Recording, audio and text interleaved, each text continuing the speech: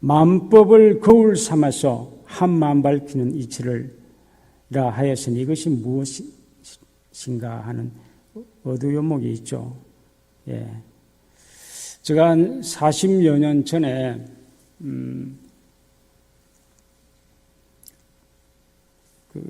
교학대학 2학년으로 편입을 해와서 출가를 했습니다. 했는데 첫 학기에 교사를 하는데 교수님이 유인물 복사를 해서 한 부석 주셨어요. 근데 이렇게 보니까 수양연구요론이었습니다. 예. 그러면서 대종사님께서 원기 12년 5월에 깨달음을 얻으시고 처음으로 설한 법문인데 이 법문에 뭔가 깊은 뜻이 있지 않겠는가 한번 간직하고 연말을 해보라고 주셨어요. 근데 그날 제가 그걸 받아들고 첫 페이지를 딱 펴는데 거기에 통만법 명일심이라고 하는 말이 맨 첫 페이지에 표를 기록해 놨단 말이죠. 와, 저 눈에 확 들어왔습니다. 예. 깨달음을 얻으시고 책을 처음 경전을 펴셨는데 그 첫 장에 이 말씀이 있다는 것은 이건 예사로운 일이 아니지 않는가 하는 느낌이 들었습니다. 그때 당시에 대산 상사님께서 저희 학생들한테 수행자의 포켓 초주머니에는 어두거리가 하나씩 들어있어야 된다 하는 이야기를 자주 하셨어요. 아마 기억나실 겁니다. 예. 근데 제가 이제 2학년에 처음 편입해 왔는데 이 어두거리가 쉽게 잡힙니까?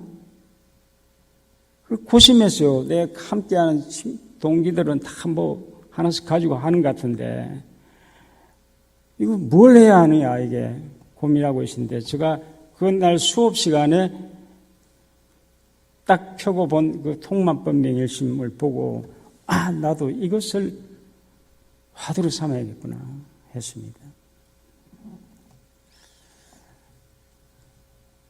그래서 이것을 지금까지 제가 40년을 품고 있는 화두가 됐는데 얼마 후에 대종경을 보다가 성리품 5장을 보니까 이런 이야기가 나왔습니다. 한번 보십시오. 큰 도는 서로 통하여 간격이 없건만은 그랬죠. 사람이 그것을 알지 못함으로 스스로 간격을 짓게 되나니 큰 도가 뭡니까? 이론대도죠. 자성, 불성 뭐 다 이렇게도 이야기가 되겠습니다만 간격이 없다고 하셨습니다. 그 성리품 4장에는 큰 도는 원흉에서 유아무가 두리안이다. 두리안이 하나의 소식을 이야기하시는데 또 번갈아서 간격이 없다. 예. 근데 우리 생활은 어떻습니까? 네 편, 내 편 나누고 네 사람, 내 사람 나누고 이렇게 살고 있단 말이죠. 그런데 그 아래에 누구나 만법을 통하여 한마음 밝히는 이치를 알아 행하면 대원정각을 얻으리라고 했습니다. 와, 내가 이것을 화두로 삼는 것이 정말 잘한 거구나 하는 것이 내면에서 쾌재를 불렀습니다. 제대로 내가 지금 좋은 화두를 가졌구나. 예. 큰 도를 깨달는 데는 만법을 통해 한마음 밝히는 이치를 알아 행하면 되겠구나. 내심에서 아주 깊은 희열이 왔습니다. 이 화두를 가진 것이요.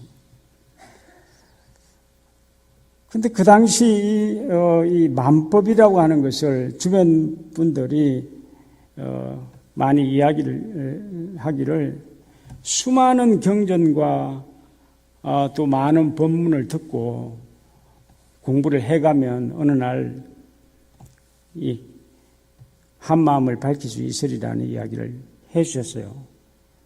그래서 이제 더구나 늦게 제가 기숙사 오니까 나이가 제일 많더라고요. 그래서 공부만 막 몰입했습니다. 경전연마 계속하고 사경하고 또 이제 제가 직장 생활을 하고 왔기 때문에 그때 당시에 소니 카세트 테이프 아주 손안에 딱 들은 녹음기를 아주 고가였습니다. 가지고 왔었어요. 그래서 당시에 총부에 계시는 어른님들이 강의를 참 많이 하셨어요. 그래서 그걸 전부 녹음해가지고 듣고 뜯었고 막 10번 이상씩 들었어요. 2학년, 3학년, 4학년, 더구나 고시까지 지나고 났는데, 이야, 제가 몸이 아파 버렸어요.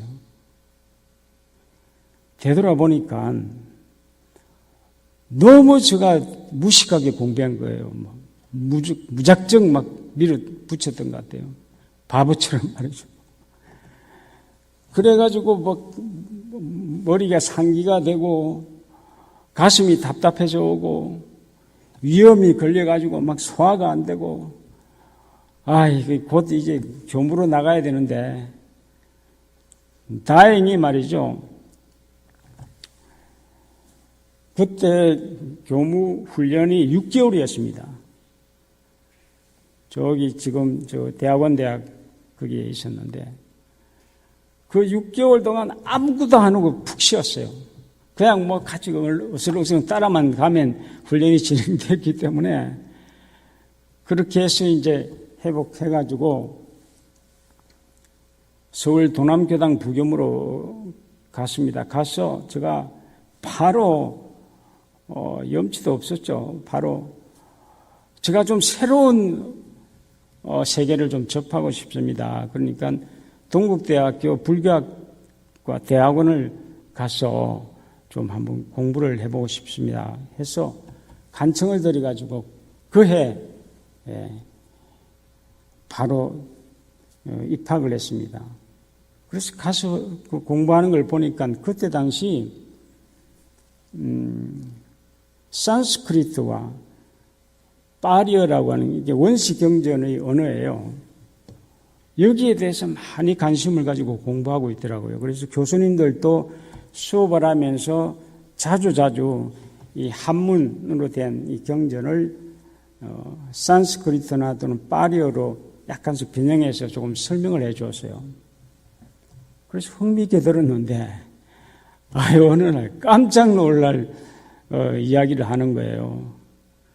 만법을 범으로 이야기를 하는데 많은 경륜과 법문은 아주 작은 부분이고 실제 내 눈앞에 나타난 이 일체 현상이 만법이라는 이 해석을 해주는 거예요. 그 소리를 듣고 저 가슴이 뻥 뚫렸습니다. 이 세상이 내가 마주하는 이 세상이 결국은 뭡니까? 일체유심주라는 말과 이거 다 연결되죠. 일체가 내 마음이 짓는 것이니까 이것을 거울 삼아서 나를 보는 것이 진정한 공부구나. 그렇게 보고 우리 경전을 보니까 많은 부분에 그것을 드러낸 소식들이 있었어요. 그 예를 하나 드리겠습니다. 수행품 대표적인 예가 이제 수행품 23장입니다. 잘 아시겠지만 그대들 가운데 누가 끊임없이 읽을 수 있는 경전을 발견하였는가 이렇게 대종사님이 묻고 있죠.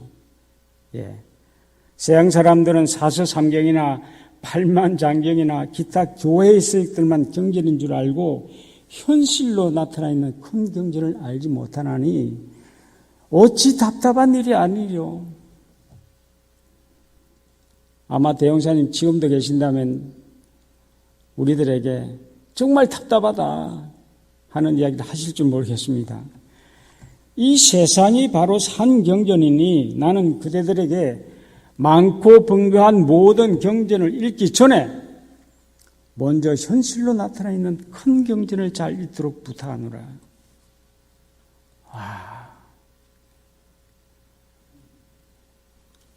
어두요목 20장이 어두요목이 저는 결론이라고 생각하는데 이 말씀이 나오죠. 나에게 한 권의 경전이 있으니 이게 대종사님 말씀으로 풀어본다면 나에게 한 권의 경전이 있다고 이야기하시면서 지묵으로 된 것이 아니다고 했습니다.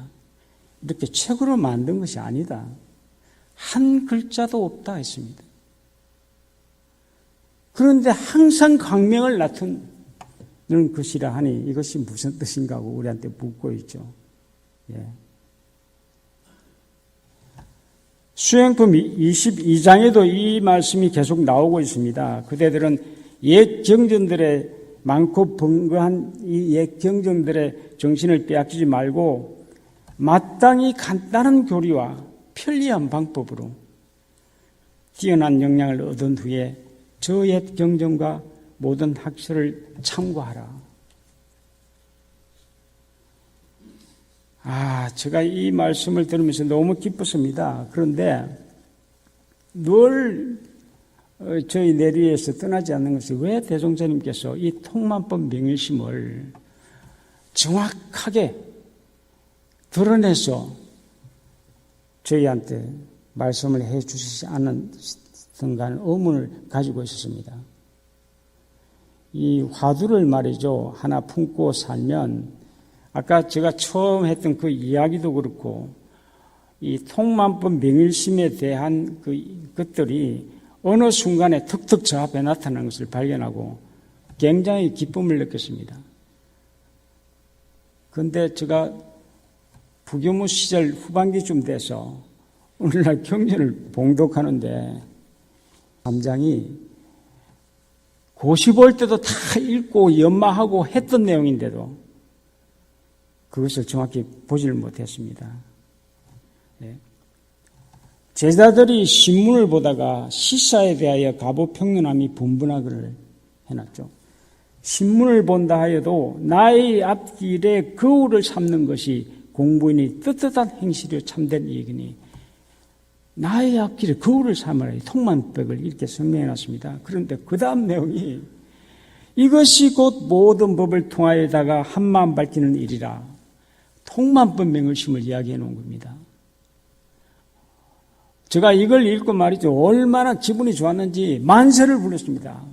만세! 너무 기뻤습니다. 정확하구나 내가 해석했던 것이. 이러한 정신으로 신문을 보는 사람은 신문이 산경전이 되고 회복의 자료가 될 것이다.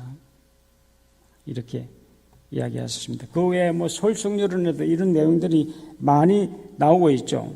거울을 하나 보여드리려고 했는데 거울을 여러분들 우리 아침마다 거울을 보시죠. 예, 이 거울은 말이죠. 멀리 떨어져 있으면 거울 역할을 못해요. 늘 내 앞에 마주해야 거울 역할을 합니다. 그렇죠? 예. 그런데 이 거울을 보면 내 얼굴에 무엇이 묻은 것이 보이죠? 보이는데 그때 어떻게 합니까? 거울을 닦습니까? 내 얼굴을 닦죠. 예. 이 거울의 역할이에요. 저는 이 거울의 위대한 역할이라고 생각합니다. 그런데 아까 저 죽어간 개는 어떻게 했습니까? 거울에 비치는 자기를 자기인 줄 모르고 계속 치솟했다고요. 그래서 엄청난 스트레스를 받고 죽어갔습니다. 우리가 만약에 내 앞에 나타난 현상들, 만나는 사람들이 거울인 줄 모른다면 저렇게 죽어가는 개처럼 스트레스를 겪으면서 고통받고 살고 있지 않겠는가 하는 느낌이 들었습니다. 그래서 제가 당신은 나의 거울입니다고 하는 책을 펴게 됐고요. 이 책을 펴고 나서 많은 새로운 사실을 또 발견했습니다. 그게 뭐냐면 불교의 화엄경의 주제가 불교에서 대단한 경전이죠. 통만법 명일심이더라고요. 선제동자가 53 선지식을 찾아가는데 한번 보십시오. 선지식을 해서 대단한 분만 찾는 줄 알았는데 율락로도 만납니다. 벳사공도 만납니다. 늘 삶 속에서 만나는 사람을 거울로 삼고 있더라고요.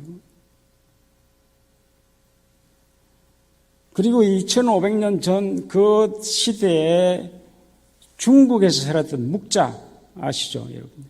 이 묵자는 자기 존엄을 내세우는 아주 위대한 사상가였습니다. 이분이